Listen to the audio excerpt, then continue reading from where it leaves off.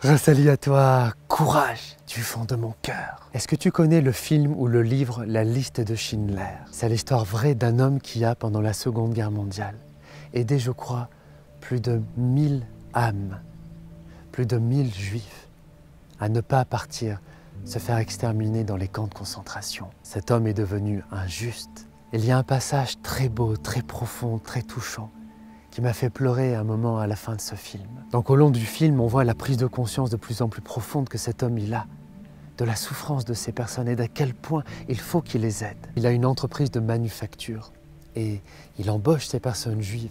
Il les paye, il essaie de prendre soin d'elles comme c'est possible en essayant de ne pas se faire tuer en faisant ça. Mais en même temps aussi, comme c'est une main-d'œuvre très bon marché, à ce moment-là et qu'il y a beaucoup de demandes, il gagne beaucoup d'argent.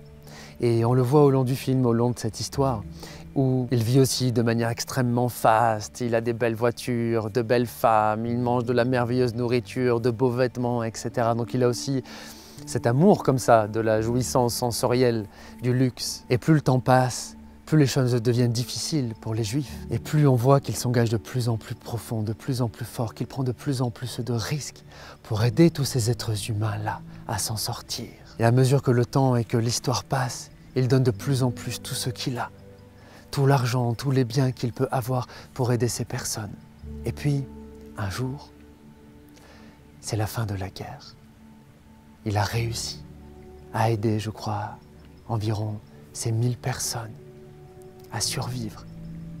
Et il y a cette scène comme ça où maintenant c'est terminé, il va partir, il a une voiture qui l'attend.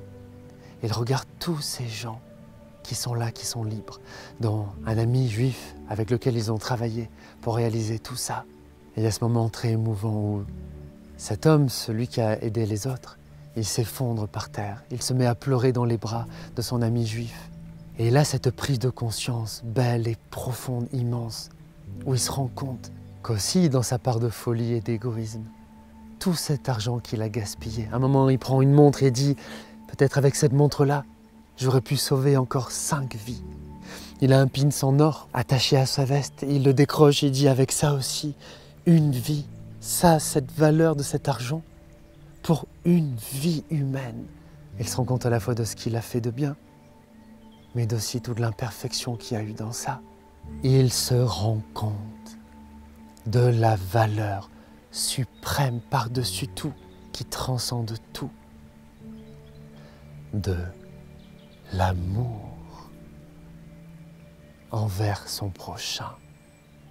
Donc, je voulais te partager cette histoire pour te passer le message qu'au final du final, un jour, toi et moi, au bout du chemin, nous allons pouvoir, si nous mettons en place les choses pour ça, tout au long de notre vie, qu'au final, peu importe les efforts, les risques, les sacrifices, les difficultés, les galères, les injustices, au final, la seule chose qui va rester, et c'est un espoir magnifique,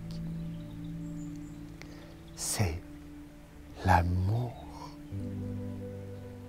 que nous avons donné à notre prochain en tant qu'être vivant.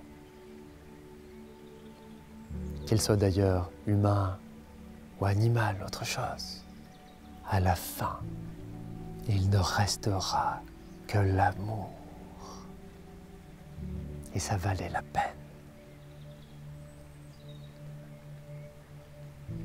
Pense, s'il te plaît, toujours à me soutenir en laissant un commentaire et un like pour le référencement YouTube. J'ai besoin de toi.